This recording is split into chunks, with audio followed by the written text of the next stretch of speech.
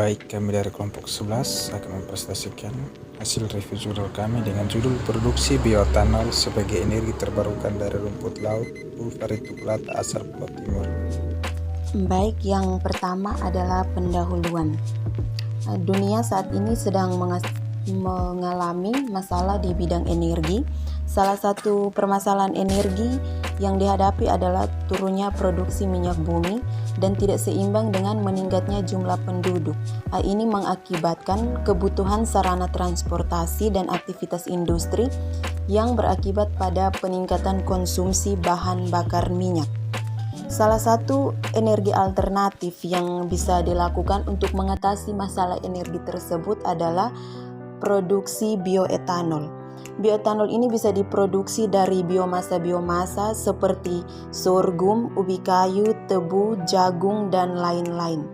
Salah satu potensi dari laut yang bisa diproduksi juga menjadi bioetanol itu adalah rumput laut atau Ulva reticulata, karena Ulva reticulata ini mengandung karbohidrat berupa heteropolisakarida jenis glukosa, arabinosa, dan ksilosa. Rumput laut dengan kandungan karbohidrat dan lipid yang tinggi ini dianggap menjadi sumber energi terbarukan. Rumput laut yang diproduksi menjadi bioetanol ini bisa mengatasi masalah tersebut. Jadi, bioetanol merupakan bahan bakar alternatif yang baik sebagai pengganti bahan bakar minyak. Bahan bakunya dapat diperoleh dari lingkungan untuk diperbarui dan tidak merusak lingkungan. Bioetanol sekarang populer sebagai bahan bakar alternatif yang berasal dari tanaman. Bioetanol juga bersumber dari karbohidrat yang potensial sebagai bahan baku. Karena bioetanol dapat digunakan sebagai peningkatan angka oktan, meningkatkan efisiensi pembakaran, dan sebagai sumber oksigen untuk pembakaran yang lebih bersih, maka penggunaan bioetanol sangat multiguna sebagai bahan bakar yang sangat prospek. Yang berikut kita masuk pada metode penelitian. Di sini metode yang pertama itu tentang preparasi dan delignifikasi rumput laut Ulva reticulata. Pada proses ini dilakukan fermentasi dengan menggunakan ragi Saccharomyces cerevisiae. Volume kerja fermentasi untuk medium hidrolisat sebanyak 200 ml. Hidrolisat serbuk Ulva reticulata SP terlebih dahulu dinetralkan untuk analisa gula pereduksi, lalu dimasukkan media fermentasi dan diautoklav pada temperatur 121 derajat Celcius selama 15 menit. Fermentasi dilakukan secara anaerobik selama 6 hari. Fermentasi dilakukan menggunakan aquades sebagai pelarut dan diatur pada pH 4,5 dan temperatur 30 derajat Celcius menggunakan NaOH. Media inokulumnya 10% dimasukkan ke dalam medium fermentasi. Metode yang kedua, hidrolisis tepung rumput laut Ulva reticulata. Pada bagian ini hasil fermentasi yang selama 5 hari disaring menggunakan kertas saring. Filtratnya dimasuk ke dalam labu distilasi dan dipasangkan dengan rangkaian alat distilasi yang telah dirancang. Proses distilasi dilakukan pada suhu 75 derajat Celcius sampai 80 derajat Celcius. Distilasi dilakukan selama 1-2 jam hingga etanol tidak menetes lagi. Dan ini destilasi yang dihasilkan disimpan dalam wadah tertutup atau rapat. Metode yang ketiga dilakukan analisis kualitatif etanol Ulva reticulata. Pada bagian ini, uji kualitatif etanol pada sampel hasil destilasi makroalga Ulva reticulata ini dilakukan dengan cara oksidasi. Cara oksidasi kalium dikromat atau K2CR2O7. Tabung reaksi dimasukkan 2 ml, kemudian 5 tetes H2SO4 pekat dan 1 ml sampel.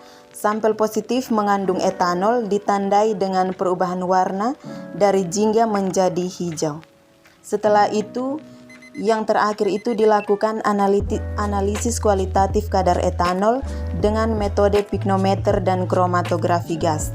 Pada bagian ini, piknometer yang digunakan berukuran 5 ml dan menggunakan timbangan raca analitik yang dikembangkan. Dengan prosedur yang pertama menimbang berat pignometer kosong dengan diperoleh berat dalam gram.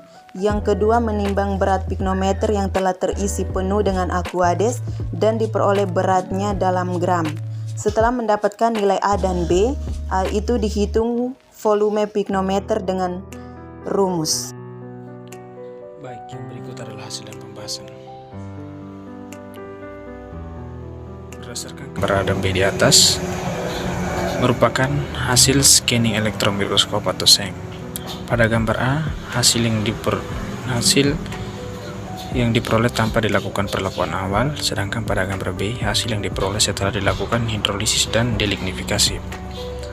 Berdasarkan kedua gambar ini, dapat kita bedakan bahwa pada gambar A, sebelum dilakukan perlakuan, menunjukkan bahwa tekstur permukaan serbuk masih kompak dan utuh, sedangkan pada gambar B, setelah didelignifikasi dengan NaOH dan dihidrolisis dengan H2O4, terlihat bahwa tekstur permukaan serbuk mengalami kerusakan yang sangat signifikan.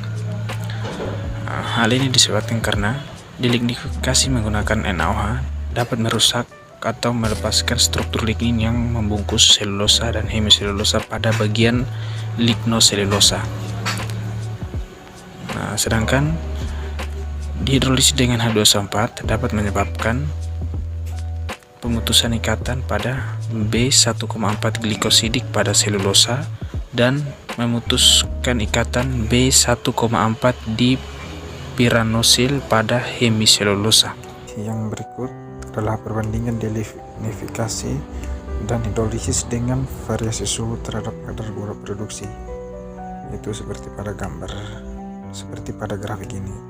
Pada arah grafik yang berwarna biru itu menunjukkan hidrolisis tanpa delignifikasi, sedangkan arah grafik yang berwarna merah itu menunjukkan hidrolisis dengan delignifikasi.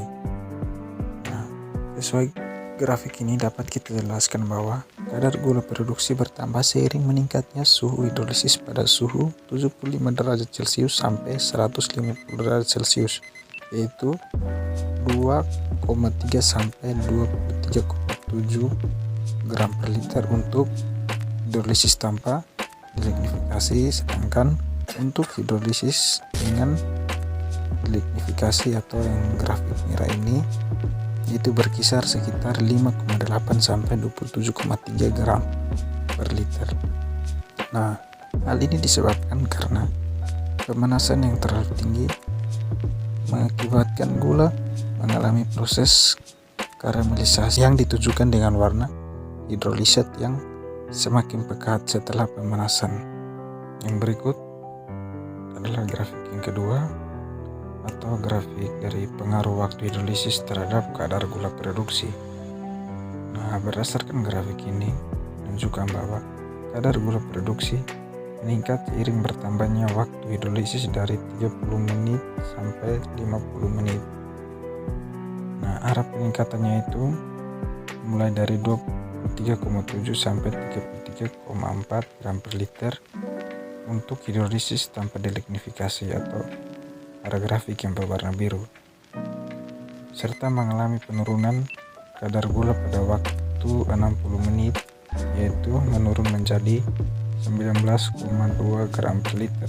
Sedangkan hidrolisis dengan delignifikasi mengalami peningkatan kadar gula sebesar 16,4 sampai 28 gram per liter.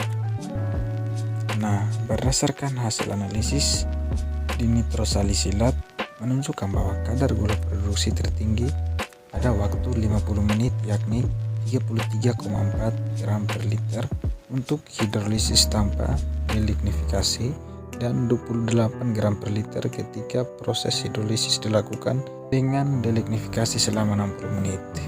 Yang berikut analisis kualitatif etanol ulfaretikulata.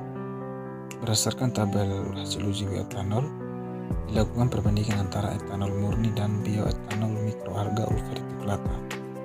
Perbandingan ini dilakukan untuk mengetahui apakah adanya kandungan etanol dari bioetanol mikroalga ulfaretikulata. Untuk mengetahui apakah adanya kandungan bioetanol mikroalga ulfaretikulata akan diuji dengan kalium dikromat atau K2CR2O7. Jika hasil uji menunjukkan positif atau terjadinya perubahan warna, jingga menjadi hijau kebiruan, berarti bertanda bahwa adanya kandungan etanol dalam bioetanol mikroalga verticulata. Gambar 4 tentang profil kromatogram sampel bioetanol. Kromatogram sampel mikroalga ulfareticulata terdapat 3 komponen, yaitu komponen dengan waktu retensi 4,279 menit merupakan standar internal, yaitu toluena. Waktu retensi 2,988 menit merupakan heksana yang merupakan pelarut, dan waktu retensi 3,264 menit yang merupakan etanol.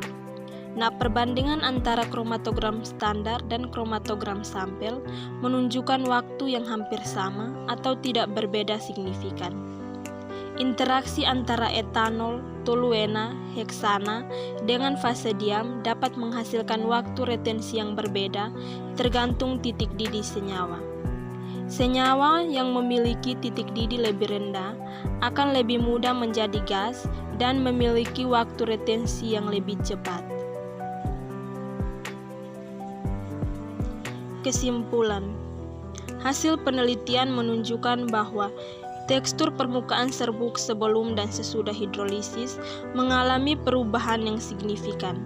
Kadar gula pereduksi tertinggi yakni 33,43 gram per liter dengan suhu optimum 150 derajat Celcius, konsentrasi asam 2% pada waktu hidrolisis optimum 30 menit.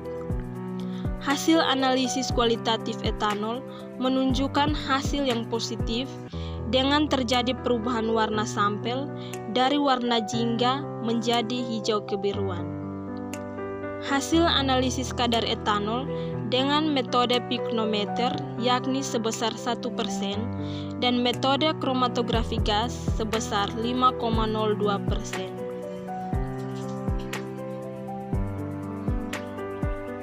Terima kasih.